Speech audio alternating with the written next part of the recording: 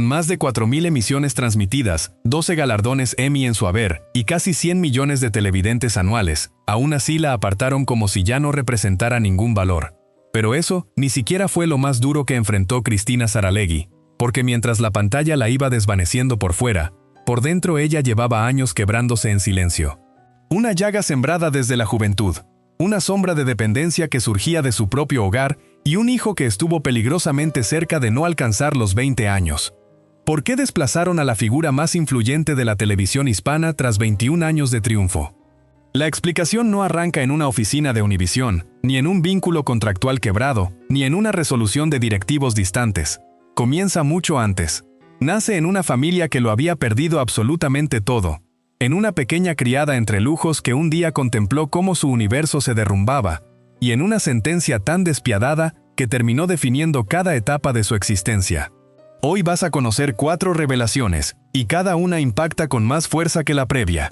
Primero, las palabras exactas que su padre le lanzó cuando apenas contaba 18 años, una condena disfrazada de recomendación que la empujó a laborar como si el descanso fuera una traición. Segundo, lo que el sujeto más temido de la televisión mexicana pretendió imponerle frente a frente, y la réplica con la que Cristina estremeció una estructura entera de poder. Tercero, lo ocurrido en el 5º piso de un estacionamiento, el momento exacto en que toda su celebridad, todo su patrimonio y toda su influencia dejaron de servir absolutamente para nada. Y cuarto, la pregunta despiadada que su marido le formuló una noche, una única interrogante que la forzó a decidir entre rescatar su reputación o hundirse para siempre como ya se había hundido su madre. Te iré indicando cuando lleguemos a cada momento. Antes de continuar, si te interesan historias reales sobre figuras del entretenimiento que superaron adversidades enormes, suscríbete a Artistas al Descubierto y activa la campanita para no perderte los próximos episodios. Pero antes de relatarte cómo la traicionaron, cómo se desplomó y cómo estuvo al borde de perderlo todo, hay algo que debes comprender. Cristina Saralegui no vino al mundo en la carencia, no surgió de un vecindario olvidado, no comenzó desde cero como tantas narrativas que ya conoces. Nació envuelta en poder, y justamente por eso su descenso resultó mucho más devastador.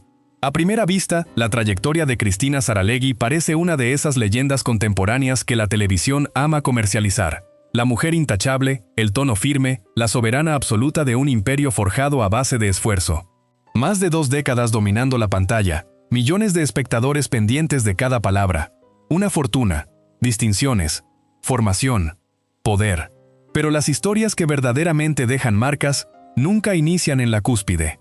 Comienzan mucho antes, en el sitio donde se gesta la herida. La de Cristina inició en La Habana, 1948. Cuba todavía era una nación donde ciertas familias vivían como si el porvenir les perteneciera. Y los Saralegui formaban parte de esas familias. No eran adinerados comunes, eran una dinastía. El abuelo y el padre dominaban el negocio del papel en la isla y tenían bajo su control publicaciones que marcaban el pulso cultural de todo un país. Bohemia, carteles, vanidades, nombres que no solo comercializaban ejemplares, sino que vendían prestigio, vendían influencia, vendían poder. Cristina creció rodeada de todo eso. Miramar, una mansión frente al mar, arquitectura refinada, jardines extensos, una niñez resguardada por el dinero y por la certeza de que nada perjudicial podía tocar a los suyos. Existían piscinas que se abrían hacia el agua, salones donde todo relucía, una familia habituada a mandar, no a obedecer. Cuando eres pequeña y creces dentro de un entorno así, asumes que ese mundo es lo normal, que siempre estará ahí, que las paredes jamás se derrumban. Pero entonces llegó 1959. Llegó la revolución. Y poco después llegó aquello que destruye a las familias con más rapidez que la miseria misma. El despojo, la pérdida repentina, el pánico. En 1960, con apenas 12 años, Cristina debió abandonar Cuba junto a su familia y dejarlo todo atrás. La casa, el apellido influyente, el lugar en el mundo, la certidumbre, todo. La niña que había crecido en un hogar donde mandaban otros, amaneció de golpe en el exilio, en Key Biscayne, Florida, observando a los adultos de su familia esforzarse por fingir que seguían siendo los mismos, mientras por dentro ya se resquebrajaban. Guarda este dato porque explicará muchas cosas más adelante. La caída económica no fue lo único que perdieron. Perdieron el andamiaje emocional que sostenía a la familia. La madre de Cristina no resistió el impacto, la añoranza, la vergüenza, el temor a una existencia más reducida, el dolor de haber sido arrancada de su tierra, la fueron empujando hacia un rincón sombrío del que nadie deseaba hablar. El alcohol comenzó a colarse donde antes había orgullo, y cuando una madre empieza a hundirse en silencio, toda la casa aprende a respirar diferente. Cristina se crió ahí, en medio de esa fractura. Por fuera seguía siendo una joven brillante, culta, ambiciosa, con apellido, con una inteligencia imposible de disimular. Por dentro ya cargaba el peso de una familia destrozada por el destierro y por la ira. Quería estudiar. Quería seguir el camino de los medios de comunicación. Quería probar que el apellido Saralegui todavía significaba algo. Ingresó a la Universidad de Miami. Estaba a solo 9 créditos de graduarse. 9. Nada. Un último empujón y tendría el título en sus manos. Y entonces llegó la frase que la persiguió durante medio siglo. Su padre, también golpeado por nuevos reveses económicos en Estados Unidos, tomó una determinación. Si ya no había capital suficiente, había que invertirlo en el hijo varón, no en ella, no en la mujer talentosa que estaba a punto de titularse, sino en él. Y no se lo comunicó con ternura ni con remordimiento, se lo dijo con la crudeza seca de un machismo que no pide disculpas. Tu hermano tiene que estudiar porque algún día mantendrá a alguien. A ti te mantendrá el hijo de alguien. Detente un instante a pensar en la crueldad de esa escena. No le negaron solo una carrera, le arrebataron el derecho a considerarse una persona íntegra.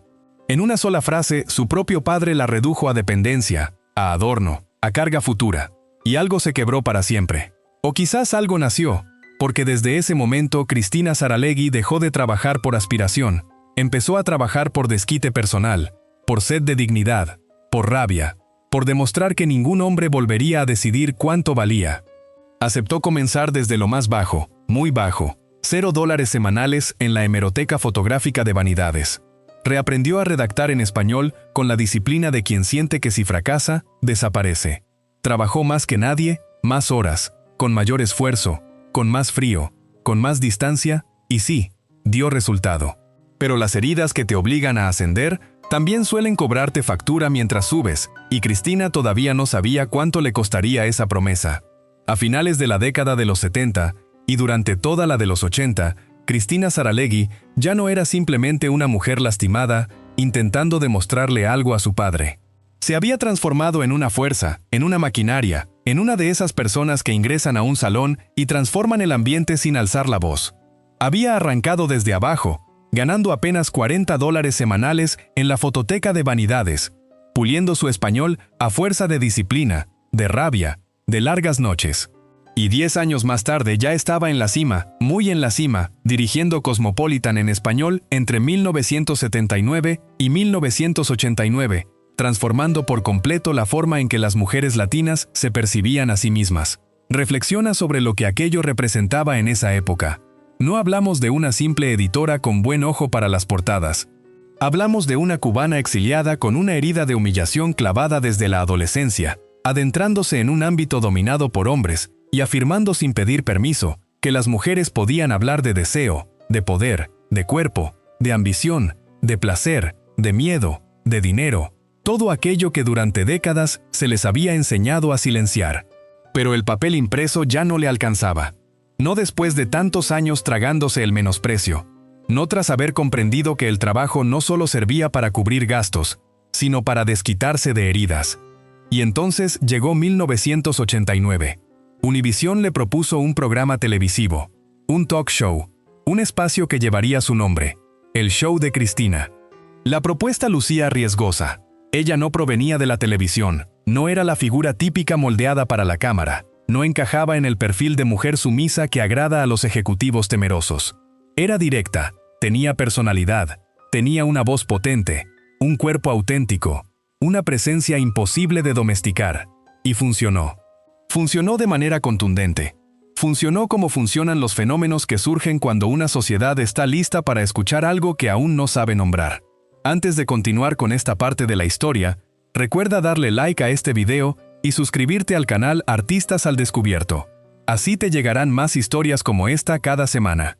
Cristina se ubicó frente a millones de personas y comenzó a abordar lo que nadie quería tocar: violencia doméstica, abuso, sexualidad adolescente, secretos familiares, vergüenza, dolor, incluso una boda entre personas del mismo sexo en 1996, en una televisión hispana que todavía permanecía atrapada entre el catolicismo, el miedo y la doble moral.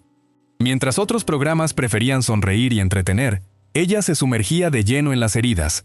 Y claro que eso tuvo un costo. Hubo amenazas, hubo llamadas, hubo gente indignada. En Miami, llegaron a rodear su estudio más de 1000 personas protestando, como si Cristina representara una amenaza pública. Y en cierto sentido lo era. Era una amenaza para el silencio, para la sumisión, para esa vieja práctica de esconder la podredumbre bajo la alfombra mientras la familia posa para la fotografía. Ahí comenzó a ganar algo más valioso que el rating: autoridad moral. 12 premios Emmy llegarían después, millones de espectadores también. Pero el verdadero logro fue otro: que la gente empezó a creerle. Guarda esto, lo necesitarás más adelante. Cristina no se volvió grande únicamente porque tenía audiencia. Se volvió grande porque dejó de temerles a los hombres que antes decidían quién podía hablar y quién no. Y entonces se enfrentó a uno de los más poderosos de todos. A comienzos de los años 90, Televisa empezó a emitir su programa en México. El impacto fue instantáneo. El público la seguía, el rating aumentaba, pero la élite conservadora comenzó a escandalizarse. ¿Cómo era posible que una mujer dijera esas cosas en televisión abierta? ¿Cómo era posible que hablara de sexo, de enfermedad, de abuso, de lo que las familias bien portadas fingen no experimentar? Las presiones llegaron hasta Emilio Azcárraga Milmo, el dueño del imperio, el llamado El Tigre, un personaje acostumbrado a que todos bajaran la mirada antes de ingresar a su despacho.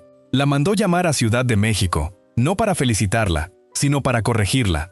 Imagina esa escena: Cristina entrando a la oficina de uno de los hombres más adinerados, más temidos y más influyentes del continente. Él instalado en su reino, ella frente a él, una exiliada cubana que había aprendido desde joven lo que costaba ser humillada por un hombre.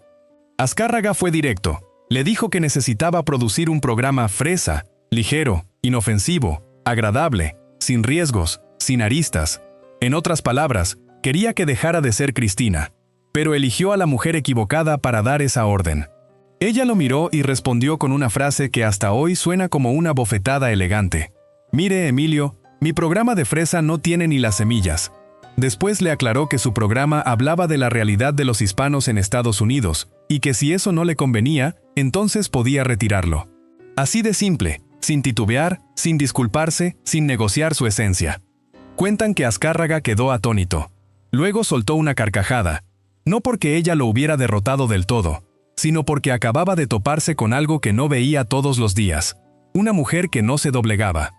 El programa cambió de canal, no desapareció, y poco después seguía sólido, expandiéndose, ocupando franjas horarias relevantes, volviéndose todavía más grande. Cristina había triunfado nuevamente. Había vencido al sistema en su propio terreno. Había probado que aquella niña a la que le dijeron que un hombre tendría que sostenerla ahora, era capaz de negociar de igual a igual con los magnates que controlaban la televisión del continente. Pero mientras ella ganaba esa batalla pública, otra más personal ya había comenzado a perderse. Porque los imperios que se edifican a fuerza de no detenerse, casi siempre dejan algo abandonado atrás.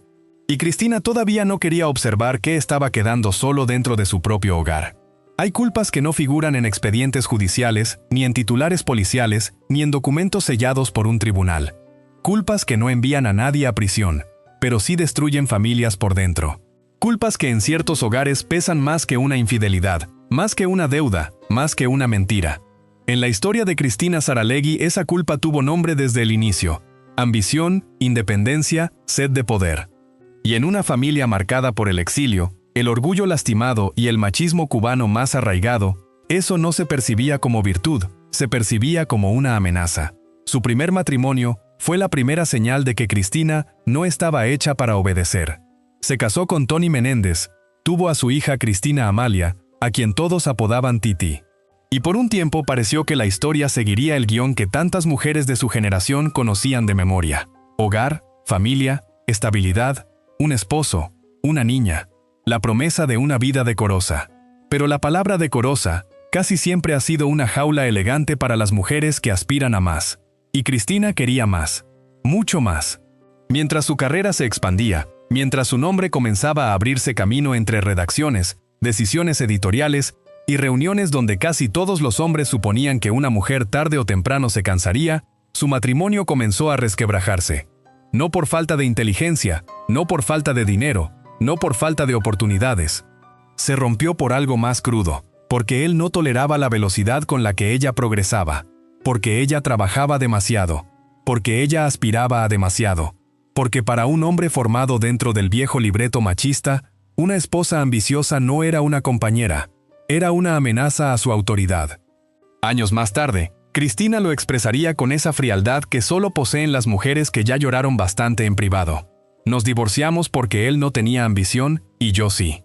Y hay algo devastador en esa frase, porque no habla solo de un fracaso sentimental, habla de una incompatibilidad más profunda.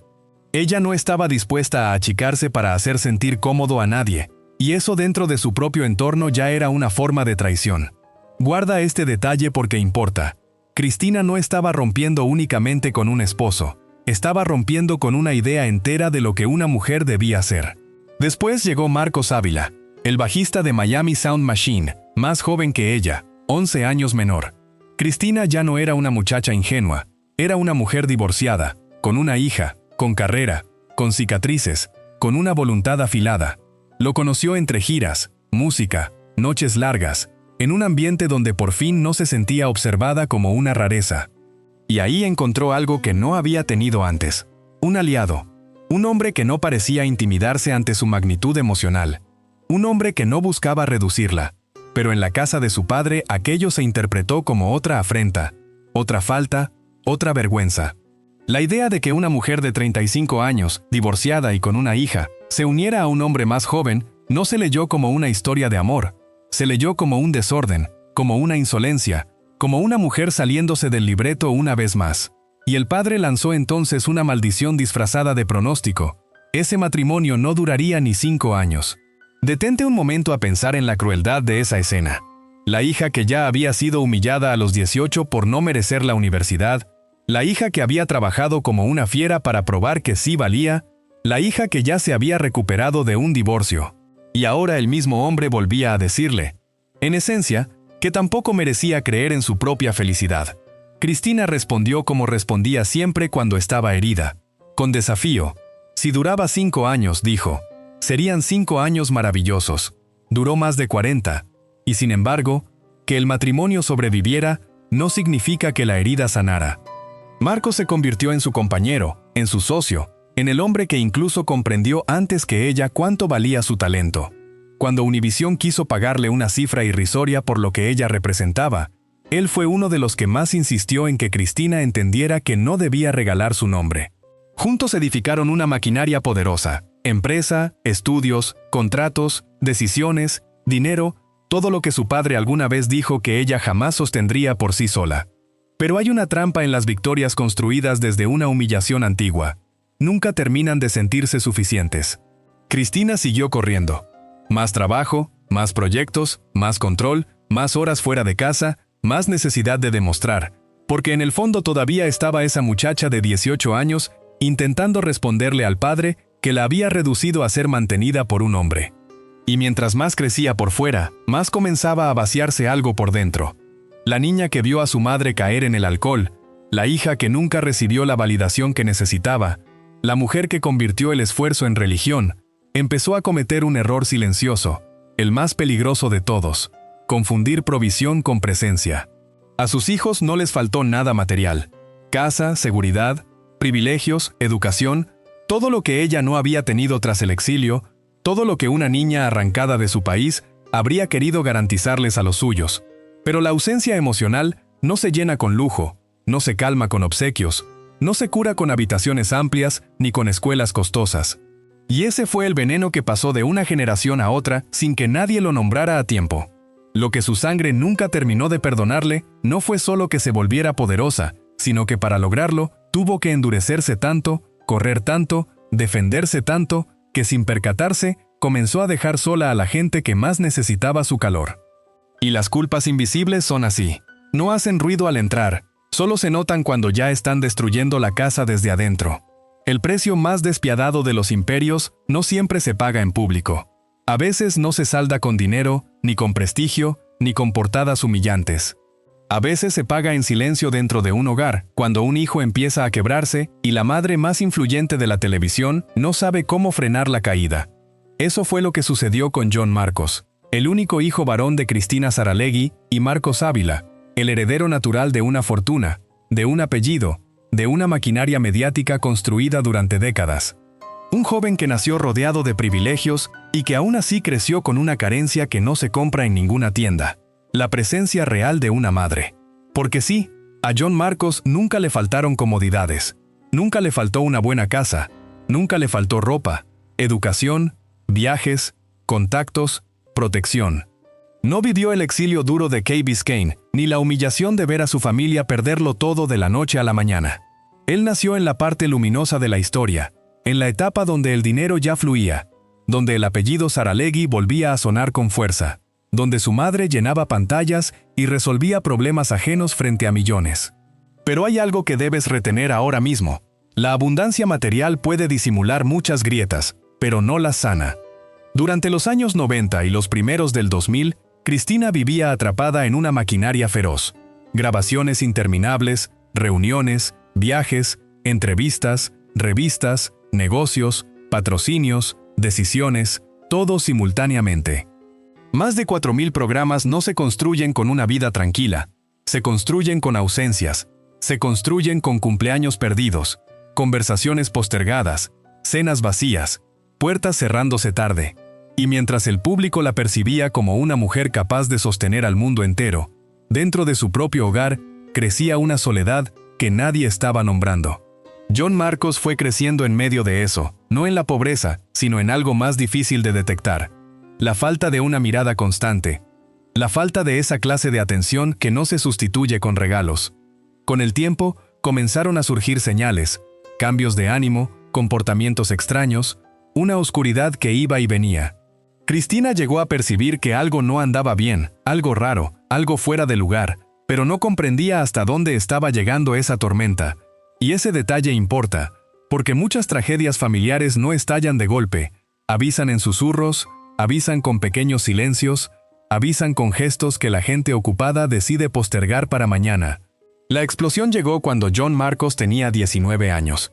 Una ruptura sentimental fue el golpe visible, el final con una novia, el tipo de herida que para algunos jóvenes pasa con el tiempo y para otros abre un abismo. Pero eso no comenzó ahí. Eso solo encendió lo que ya venía ardiendo por dentro desde hacía mucho. Y entonces ocurrió una escena que ninguna madre olvida aunque viva 100 años. John Marcos subió con su auto hasta el 5º piso de un estacionamiento, solo, sin cámaras, sin escoltas, sin el poder de la televisión, solo un joven y su desesperación. Piensa en esa imagen un instante. Arriba el borde, abajo el vacío, y en medio el hijo de la mujer que aconsejaba a millones de familias cada tarde. Toda la fama de Cristina, todo el dinero, todos los contactos, todos los premios, en ese instante no valían absolutamente nada, porque hay momentos en que el poder no sirve, momentos en que ninguna influencia puede penetrar en la mente de un hijo que ya no quiere seguir sintiendo lo que siente. Y sin embargo, algo ocurrió. Un resto de instinto, una última hebra de vida. John Marcos no dio el paso final, bajó de allí, se fue manejando hasta el Hospital Larkin, muy cerca de su casa. Entró por su propio pie al área psiquiátrica. Firmó su ingreso solo. Imagina la magnitud de ese dolor para que un joven de 19 años comprenda que si no se interna esa noche, puede perderse para siempre. Fue ahí donde la verdad cayó como una piedra sobre Cristina. Diagnóstico: trastorno bipolar. Años de señales mal leídas, años de sufrimiento oculto, y todavía algo peor. Descubrió que su hijo se había estado lastimando en silencio desde hacía tiempo. Heridas ocultas, un lenguaje de dolor que se había escrito sobre el cuerpo mientras la casa seguía funcionando como si nada. El tratamiento fue durísimo. 15 medicamentos, 2 años de control estricto, terapia, vigilancia, miedo, vergüenza, y una madre obligada a mirar de frente lo que había tardado demasiado en ver. En la cultura latina, hablar de salud mental todavía pesa como una confesión prohibida. Mucha gente prefiere esconder, negar, inventar excusas. Nadie quiere que a su hijo le pongan una etiqueta. Nadie quiere escuchar la palabra loco.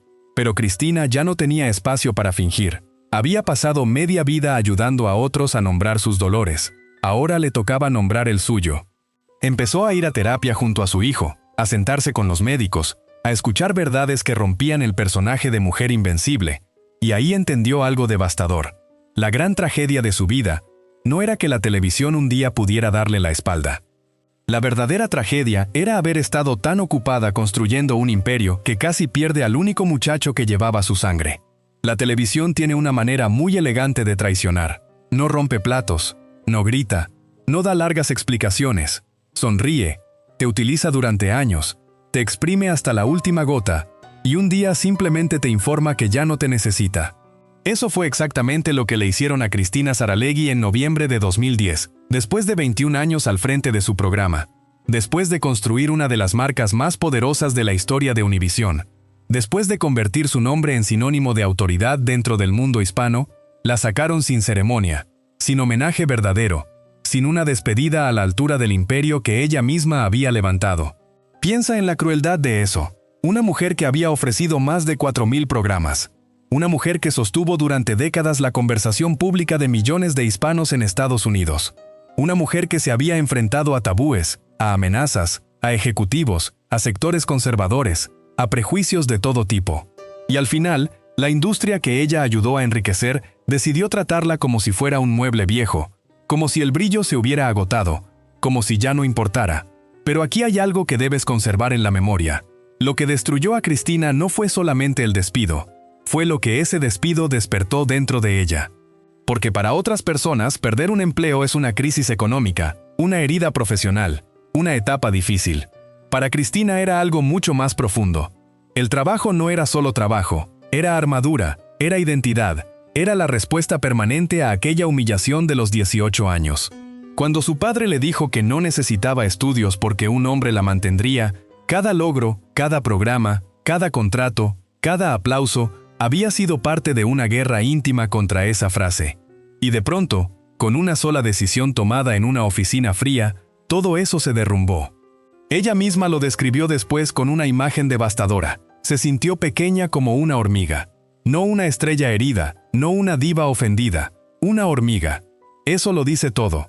Porque cuando alguien que vivió a base de control se ve reducido a algo tan mínimo, lo que se rompe no es el ego, es el sentido de existencia. Y en ese momento, además, Cristina no estaba llegando a un hogar tranquilo donde pudiera reconstruirse en silencio. Venía arrastrando el dolor de John Marcos, el miedo constante por la salud mental de su hijo, la culpa de los años perdidos, el cansancio de una vida entera sostenida a pura fuerza. Ya no tenía el programa para refugiarse dentro de él, ya no tenía la rutina feroz para no pensar, ya no tenía la ilusión de invulnerabilidad. Le quitaron el escenario justo cuando más necesitaba el ruido para no escuchar lo que llevaba por dentro. Entonces apareció la otra herencia, la más oscura, la más vergonzosa, la que venía desde Cuba pasando por los pasillos silenciosos de su infancia, el alcohol. Su madre había caído antes, después del exilio, después del derrumbe de la familia, después del miedo y de la pérdida. El alcohol se volvió una sombra en la casa. Cristina lo había visto, lo había padecido. Había crecido sabiendo cómo una botella puede entrar en una familia como anestesia y quedarse como condena. Y aún así, cuando llegó su noche más negra, terminó caminando hacia el mismo abismo. No porque fuera débil, no porque fuera frívola, sino porque el dolor heredado casi siempre espera el momento exacto en que uno baja la guardia. Empezó a beber para apagar la angustia, para dormir, para no pensar en Univisión, para no sentir el vacío, para no escuchar la voz de la culpa. Una copa, luego otra, luego la costumbre, luego la dependencia silenciosa que va deformando el carácter, el cuerpo, la casa, las conversaciones. La mujer que durante años había sido símbolo de autoridad, empezó a perder el control en privado. Y eso tiene algo especialmente cruel. Hay gente que soporta mejor el ataque del enemigo que el espectáculo de verse caer frente a su propia familia. Fue entonces cuando Marcos Ávila hizo lo que pocos hombres se atreven a hacer cuando aman a una mujer poderosa. No la protegió con mentiras, no la consintió en su destrucción, no miró hacia otro lado, se plantó frente a ella y la obligó a mirarse. Le dijo que se estaba poniendo demasiado pesada, que la adicción la estaba convirtiendo en otra persona. Y luego lanzó la pregunta que la partió en dos. Una sola pregunta, brutal, limpia, inapelable. ¿Cómo quieres que te recuerde el mundo? ¿Como la gran periodista que fuiste o como una vieja borracha? Hay preguntas que no admiten escapatoria. Esa fue una de ellas. Porque no le estaba hablando solo a la Cristina pública. Le estaba hablando a la niña humillada por su padre, a la hija que vio a su madre desmoronarse, a la mujer que había peleado toda la vida para no terminar dependiendo de nadie, a la madre que ya había llegado tarde al dolor de su hijo. En esa frase estaba condensado todo: el pasado, el miedo, la vergüenza, la última oportunidad. Y Cristina eligió vivir. Eligió cortar de raíz, eligió dejar el alcohol antes de convertirse en la repetición exacta de la tragedia que tanto había temido. No fue una victoria televisiva, no hubo luces, no hubo aplausos, no hubo Emmy. Fue una victoria mucho más difícil, la de una mujer obligada a mirarse sin maquillaje, sin cámaras, sin público, y admitir que si no cambiaba en ese instante iba a perder lo único que todavía podía salvar. No la destruyó únicamente Univisión, la destruyó el vacío que ella llevaba décadas tapando con trabajo. Y sin embargo, fue en ese fondo, en esa humillación final, donde Cristina Saralegui comenzó a reconstruirse de verdad. Hay momentos en que la vida deja de golpear el orgullo y empieza a golpear la carne, como si no hubiera bastado con la humillación del padre, con el exilio, con la culpa de John Marcos, con la traición de Univisión y con el abismo del alcohol, como si el destino hubiera decidido que en la historia de Cristina Saralegui todavía faltaba una última prueba, una de esas que ya no se libran con talento, ni con inteligencia, ni con carácter, sino con el cuerpo roto y el alma exhausta. En 2017 llegó otro golpe, uno de los más íntimos, uno de los más crueles: la muerte de su hermano menor, Iñaki Saralegui. No era un hermano cualquiera. Para Cristina, Iñaki era algo más difícil de explicar. Era sangre, sí, pero también era memoria. Era el compañero de una familia que había sobrevivido al derrumbe. Era el muchacho al que la hermana mayor había protegido desde los años duros del exilio. Era parte del equipo, parte del afecto, parte de la estructura emocional que todavía sostenía el apellido Saralegui cuando casi todo lo demás ya había cambiado. Durante 5 meses, Iñaki estuvo hospitalizado. 5 meses de espera, de pasillos, de llamadas, de silencios espesos, de esa esperanza que no quiere rendirse aunque el cuerpo del otro ya esté diciendo otra cosa. Después vino el final. Un trasplante de hígado que no logró salvarlo. Y Cristina tuvo que ver cómo otro pedazo de su historia desaparecía frente a sus ojos. A veces la gente cree que el dolor de una mujer fuerte duele menos porque sabe disimularlo mejor. No es verdad, solo cambia el lugar donde se rompe. Pero la tragedia no se detuvo ahí, porque mientras lloraba a su hermano, Cristina también empezaba a enfrentarse a una vieja amenaza que llevaba años rondando su sangre: la ataxia. Una enfermedad neurológica cruel, traicionera, hereditaria. La misma sombra que ya había castigado a otros hombres de su familia, la misma condición que había debilitado a su padre, la misma que había dejado a su hermano atado a una silla de ruedas, ahora venía por ella. Guarda esto en tu mente. Hay dolores que uno puede discutir, hay pérdidas que uno puede narrar, pero cuando el propio cuerpo empieza a desobedecerte, la guerra cambia por completo. Cristina comenzó a perder equilibrio, a moverse con inseguridad, a sentir que el cuerpo que siempre había proyectado autoridad empezaba a convertirse en terreno inestable. En el momento más delicado llegó a acumular líquido en el cerebro. Hubo cirugía, hubo miedo, hubo recuperación. Y luego vino la parte más humillante para una mujer como ella: aprender a caminar otra vez paso a paso, como una niña. Como si toda la vida recorrida no sirviera de nada frente a la fragilidad de unas piernas que ya no querían obedecer. Imagínala un segundo. La mujer que hizo temblar a los hombres más poderosos de la televisión. La mujer que se negó a bajar la cabeza frente a Emilio Azcárraga. La mujer que había levantado un imperio con su nombre. Ahora sostenida, cuidada, vigilada, obligada a reconstruir movimientos básicos. Y aún así, ni siquiera ahí se rindió del todo, porque Cristina podía aceptar el dolor. Lo que no aceptaba era la imagen de derrota. Por eso lo que hizo después fue tan profundamente ella. Ese mismo 2017 regresó a Univisión para una visita especial, y llegar a ese edificio no era un gesto cualquiera. Era volver al lugar que la había usado durante 21 años y luego la había soltado sin piedad. Era volver a caminar entre pasillos donde alguna vez fue reina y después fue descartada. En ese momento, por su estado físico, mucha gente a su alrededor consideró lógico que entrara en silla de ruedas. Era lo práctico, lo seguro, lo razonable. Pero Cristina Saralegui nunca fue una mujer razonable cuando se trataba de dignidad. Dijo que prefería morirse antes que entrar a Univisión en silla de ruedas. Primero muerta, así de simple, así de brutal, así de orgullosa. No quería que quienes la habían apartado vieran a una mujer vencida. No quería regalarles esa imagen. No quería que la recordaran como alguien reducido a la fragilidad. Quería llegar con sus propios pasos, aunque dolieran, aunque temblaran, aunque cada metro fuera una pequeña batalla privada. Y ahí está la clave de todo este tramo de su vida. La enfermedad pudo tocar su cuerpo, la muerte pudo entrar a su familia, el tiempo pudo quitarle velocidad, equilibrio, facilidad, pero había algo que seguía intacto, la negativa absoluta a entregarse por completo. Porque a Cristina le quitaron un programa, le arrancaron años, le rompieron certezas, la obligaron a mirar la culpa de frente y le enfermaron el cuerpo. Pero no pudieron arrancarle eso que había nacido el día que su padre la despreció, la furia de no dejar que nadie la vea derrotada. Y a veces, cuando ya no queda casi nada, eso es lo único que mantiene a una persona en pie. Durante años, mientras Cristina Saralegui desaparecía de la televisión diaria, Internet hizo con su nombre lo que tantas veces hace con las mujeres que envejecen en público. Inventó ruinas. Dijeron que estaba acabada. Dijeron que había perdido la fortuna. Dijeron que vivía atrapada en una silla de ruedas, consumida por la enfermedad, por la bebida, por el olvido. Hubo incluso quienes la mataron varias veces desde una pantalla, como si fuera tan fácil borrar a una mujer que durante décadas había sido más grande que el propio medio que la hizo famosa. Y sin embargo, la verdad era otra, mucho más incómoda para los que viven de ver caer a los demás. Cristina seguía viva, seguía lúcida, seguía siendo Cristina. Enero de 2024. Cumplía 76 años, y en lugar de esconderse, hizo lo que siempre supo hacer mejor que nadie. Reaparecer en el momento exacto, y obligar a todos a mirarla de frente. Se presentó en Despierta América, con la misma mezcla de ironía, elegancia y autoridad que había hecho temblar estudios enteros desde 1989.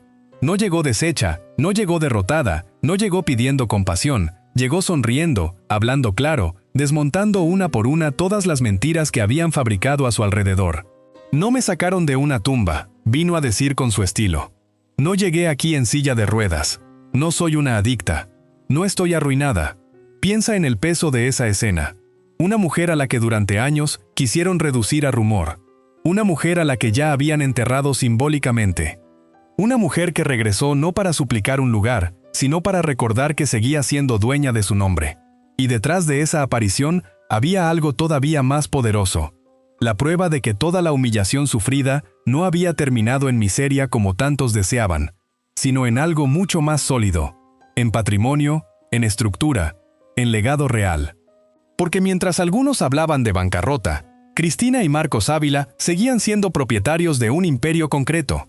Blue Dolphin Studios, 3 grandes estudios en Miami, un complejo levantado en mayo de 2001, un espacio que durante años sirvió para la producción de telenovelas, programas y proyectos internacionales.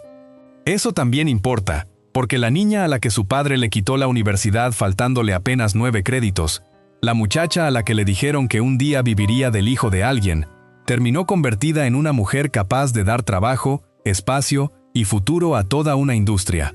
Ese es el detalle que más duele y al mismo tiempo más repara. El padre se equivocó por completo. Pero el final de Cristina no está en los estudios, ni en el dinero, ni en los premios Emmy, ni en las portadas, ni en las cifras. El final verdadero está en otro lugar, más pequeño, más silencioso, más humano. Está en la casa, en la familia, en la paz que llegó tarde pero llegó. Está en sus nietos Dominic y Cristina María. Está en los días sin maquillaje televisivo. Está en poder ver una película, salir a caminar, respirar sin pensar en ratings, productores o contratos. Está en John Marcos, estable, vivo, cerca. Está en la rara bendición de haber detenido a tiempo una cadena de dolor que parecía heredarse como una condena. Y todavía hay algo más. Cristina no se fue del todo. De vez en cuando vuelve, una entrevista especial, una aparición puntual, un recordatorio de que la voz sigue ahí, aunque ya no necesite hablar todos los días. Incluso en 2025, volvió a sentarse frente a las cámaras para conversar con Karol G, no como una mujer desesperada por regresar, sino como alguien que ya no necesita demostrar nada, porque al final, el verdadero legado de Cristina Saralegui no son los millones de espectadores ni los 12 Emmy. Es haber sobrevivido sin repetir por completo la destrucción que heredó. Es haber entendido, quizá demasiado tarde, que ningún imperio vale más que la gente que te espera en casa, y que la redención más difícil no ocurre bajo los reflectores. Ocurre en silencio, cuando por fin aprendes a dar el abrazo que antes no supiste dar. Si esta historia te conmovió, no olvides suscribirte a Artistas al Descubierto para seguir descubriendo las verdades ocultas detrás de las estrellas más grandes del entretenimiento.